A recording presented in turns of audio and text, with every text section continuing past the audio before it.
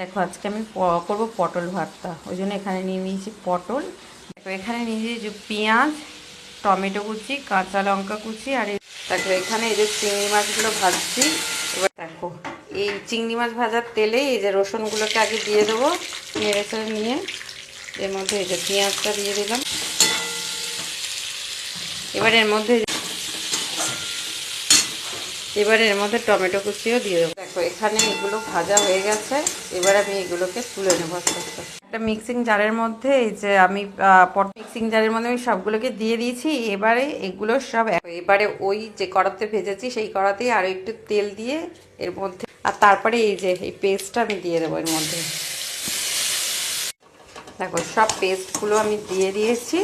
এর মধ্যে পরিমাণ মতো নুন আর হলুদটা অ্যাড করে দিতে হবে। এবারে দেখো এগুলো কড়া থেকে তুলে নেওয়ার পালা, যেখানে রেখে দিচ্ছে।